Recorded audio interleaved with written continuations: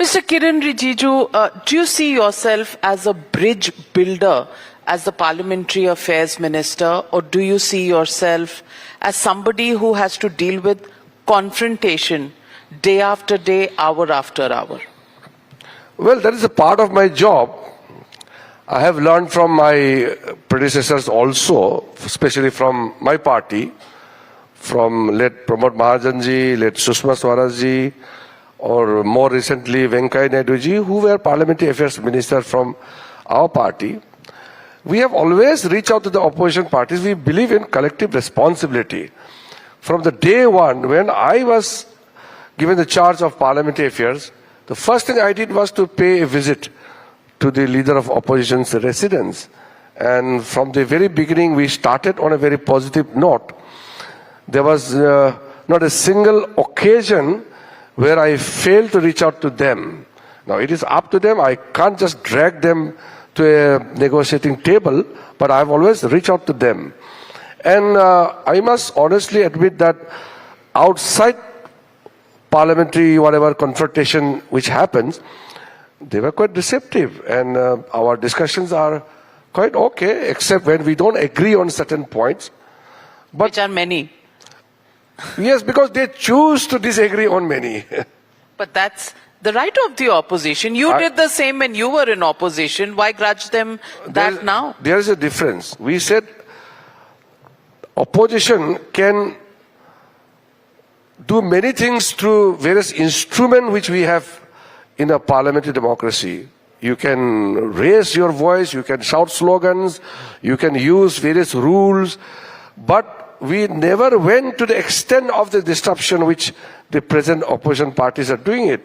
However, I always make it sure that in the very difficult situation also, we don't break the bridge. We always have a bridge to cross over to each other and have our point of views. I want to ask you, have you been able to change Mr. Rahul Gandhi's mind, who has been saying the Prime Minister is compromised, Narendra surrender, and who has said that his foreign policy is his personal policy, not the policy of the country? Have you been able to change his mind? I think I cannot change leader of opposition Rahul Gandhi's mind, because he is running with an agenda and he is guided by his set of people who are non-governmental organizations who are influencing his conduct. So those people who are guiding him do not understand the etiquettes of the parliament and the constitution. So since they have a priority in their mind to ensure that Mr. Rahul Gandhi carries out his conduct in certain manner, which will create disruptions, which will create chaos, which will maybe get around like-minded people, the section of people in the society. So whatever the country has achieved, he is targeting that.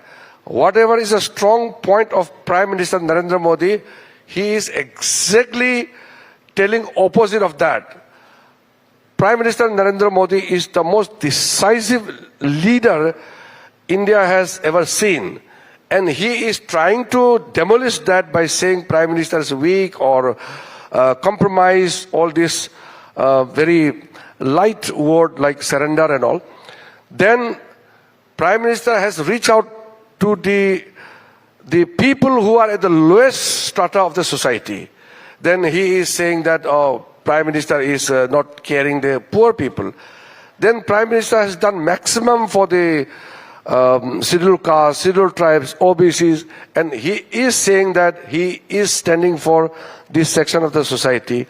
Then Prime Minister is occupying a stature which no other Indian leader in the past have occupied, with a global voice, one of the senior most elected leader in the world today, who is highly respected across the globe. And that is where Rahul Gandhi is saying exactly the opposite to that. So slowly he's losing his own credibility.